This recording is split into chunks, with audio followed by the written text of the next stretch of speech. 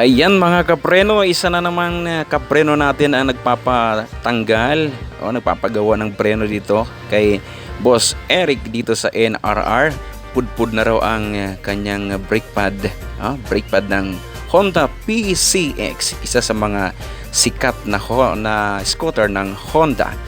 Tingnan nga natin yung brake pad niya kung pudpud na. Pudpud na. PCX. Pero kung bago ka pa lang sa channel ko at dahil bago pa lang din ang channel ko, paki-subscribe naman at pa-like naman pagka nagustuhan mo ang aking video. Balik tayo sa PCX Honda scooter. Dahil pudpud na rin ang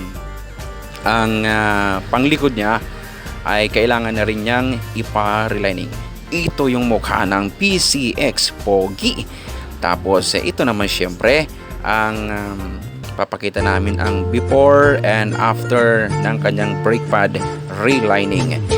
Sa mga gusto magpa-relining, dito sa comment section makikita nyo po kung kanino kayo pwede magpa-relining.